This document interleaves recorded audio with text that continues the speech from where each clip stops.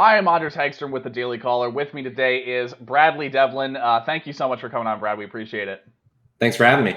Yep, and getting straight into it here, we've got a story coming out of President Joe Biden. Obviously, this has been a massive story. The hacking attacks that we've been seeing over the past really 2 years here, coming out of Russia, mostly coming out of Russia at least. So not necessarily coming from the Russian government, but coming from organizations operating out of Russia. The most recent attack from REvil affected something like 1,500 companies globally and hundreds of U.S. companies in particular. President Biden, he responded to this yesterday. He said that it caused minimal damage, and he's confident in the way that the U.S. has been able to respond to these attacks. Brad, do you think that there's anything more to be worried about here? I mean, Biden seems to be pretty confident. Of course, there's more to worry about here. Listen, welcome to warfare in the 21st century. It doesn't look like the bombing of London. No, it doesn't look like drone strikes like what we've seen in the Middle East over the past 20 years. It doesn't look like the Cold War necessarily, with proxy wars and various sanctions being slapped on one another at home. I mean, it looks like cyberware attacks. It looks like ransomware attacks. It looks like hacking.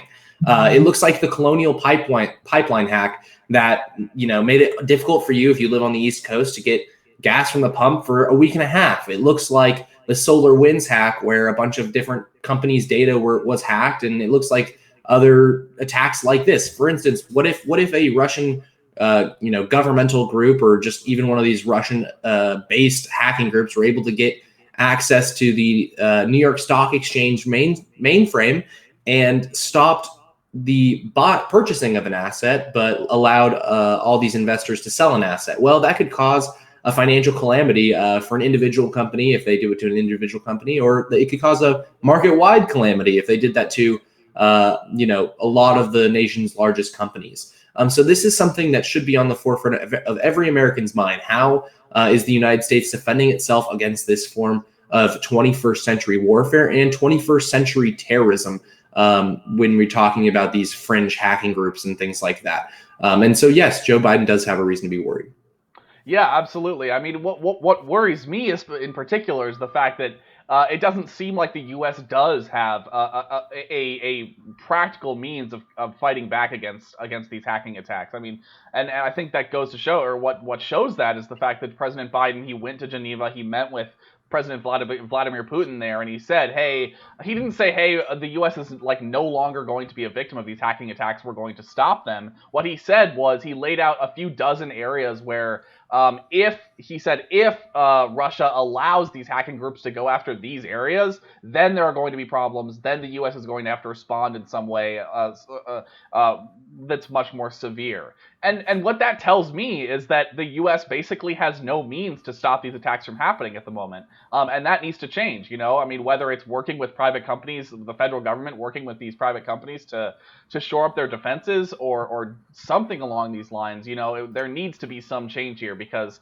the U.S. at the moment doesn't really have adequate means of defending its companies against these kind of hacking attacks. But yeah, Anders, I thought that's a really good point, and it's curious to see that the Democratic Party was so concerned about Russian hacking for 5 years on end, and then all of a sudden, when it comes to vital Russian hacks, like when the entire population of the East Coast has difficult time pumping their gas, well, then they're pretty mooch on it. They're actually passive instead of proactive.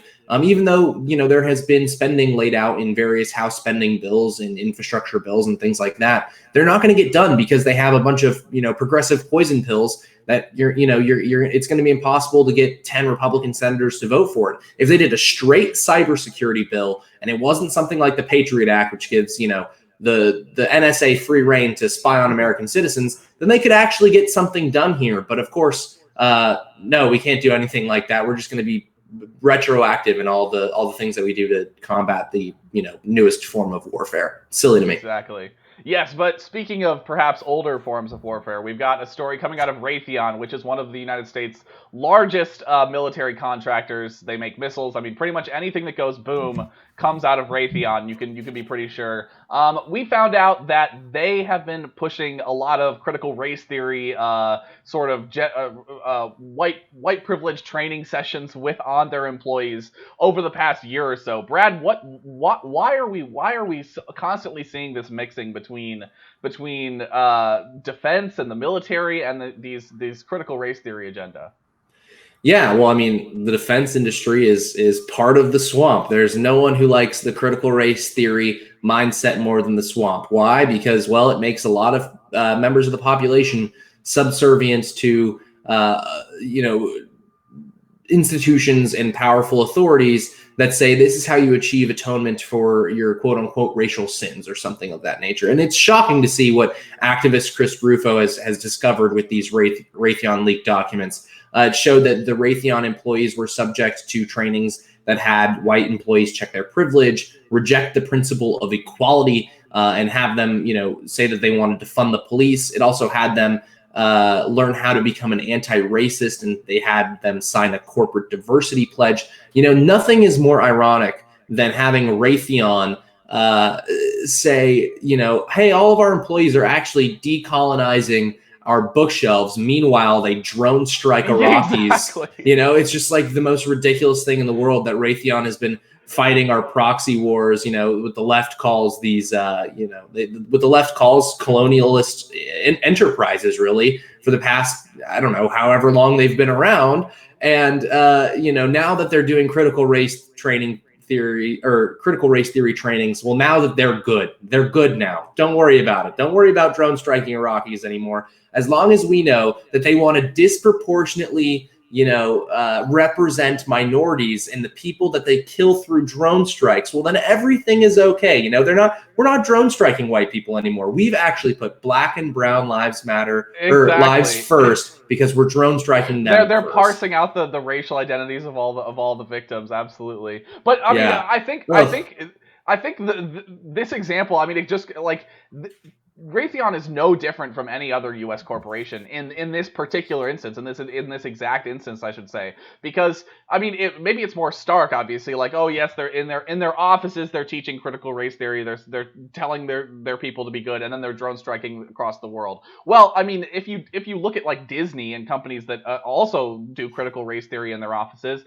and then when it comes to China, they're just totally ambivalent when it comes to morality and like human rights and that kind of thing. There's this cognitive disconnect for these companies, or cognitive dissonance for these companies, between how they act when they're not in the U.S. and how they act in the U.S. And it's absolutely terrible, and needs to stop, because it's really gross. I mean, Sure, Raytheon is just like a sort of heightening of that example, where it's like literally drone striking people across the world instead of simply not standing up for human rights like Disney does, or like the NBA does, or any number of corporations. But real quick honors. Oh, absolutely. That's you're absolutely right about that.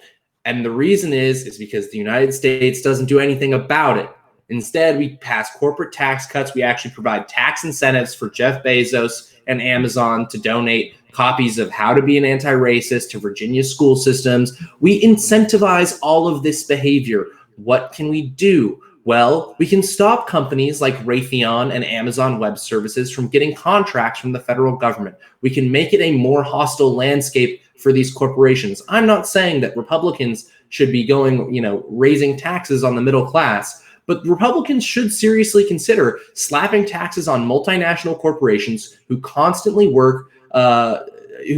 expend company dollars to undermine the United States, and literally, trot out oftentimes Chinese propaganda talking points to disparage America, whether it's on Juneteenth or July 4th, or whether it's on the anniversary of George Floyd's death, whatever occasion it may be. There's tools at the United States disposal to combat some of this stuff, and you need to be asking your legislators what tools that they're planning on using in the toolkit to make stuff like this stop. Yeah, I mean, speaking of Chinese propaganda, I remember a tweet right along the alley that you're talking about from Chris Hayes just a couple days ago on the 4th of July, where a Chinese propaganda account had tweeted out essentially a 4th of July meme that said Americans are free to kill each other with guns, and that's the sort of message that a lot of Democrats are putting forward as well, and including New York Governor Andrew Cuomo. He's signing an executive order to essentially declare gun violence in his state a disaster emergency, which, I mean, I don't know why they would call it a disaster emergency. It seems sort of like sort of redundant there. But I mean, it seems like Democrats are always trying to talk about gun violence in terms of like a natural disaster or a pandemic. They use this weird language that dissociates it from actually being a result of human action. It's something gun violence is something that happens to the U.S. It's not something that really the U.S. participates in or that citizens cause, in any way. So what is your reaction to this executive order from Andrew Cuomo? Well, Anders, I'm going to pat myself on the back here. The term that you're looking for, the literary term you're looking for, is tautology. So it's two similar words right in a row: disaster emergency. Yeah, I mean, this is something that's straight out of the Democrats' playbook to advance their agenda. No surprise at all. Comparing everything to a collective experience, to a collective threat, whether that's climate change coming in, it's irreversible in 10 years, whether that's racism being a public health crisis, and now gun violence, obviously, becoming a public health crisis. So yeah, this is something that they roll out on some of their core issues that they're looking to make moves on, I guess you could say, making moves on it. And this is the line that they trot out because they need to make it closer to home for people who don't necessarily feel like it's that big of a deal, people who can't see the effects of climate change happening right before their eyes, often because they're vastly overstated by the left, people who can't see what's happening to gun violence or with gun violence in their cities, in their states. Well, they need to make it feel like it's close to home for them, so they have to declare some sort of public health emergency and use the powers of the government to change some sort of policy that affects everyone's lives, and then maybe people will wake up to the fact that, hey, maybe we need to do something about gun violence. So that's the strategy. The hilarious part, though, is in the United States every year, Anders, how many people are killed with firearms? Give me a guess. I couldn't even posit a guess. I mean, if you're talking about an AR-15, I would say it's less than less than 1,000 every just year. Firearm-caused homicides. Firearm-caused homicides. 5,000, somewhere around there. Yes, so it's about 14,000. Okay. Now, how many people were killed from COVID-19 because Andrew Cuomo sent COVID positive patients back into the nursing home? About 13 to 15,000. Yeah, so if we're talking about disaster emergencies, I mean, that was the entire United States for a year, right? That's how many gun homicides happened there. So in New York, it's obviously a lot less than 14,000. But that was the number of COVID deaths caused by Andrew Cuomo's administration's, or a direct decision from Andrew Cuomo's administration alone. So maybe Andrew Cuomo is the disaster emergency that New Yorkers need to avoid by giving him the boot and letting this impeachment trial move forward. Yeah, it's definitely amazing that anybody allows Andrew Cuomo to say anything at this point when it comes to both the nursing home scandal that he was under, the cover-up that happened there, as well as the sexual misconduct scandal that has been happening. It seems like it's amazing that anyone in the media is willing to give him any credence at all. But that is your Wednesday morning dispatch. Brad, thank you so much for coming on. We appreciate it. Of course.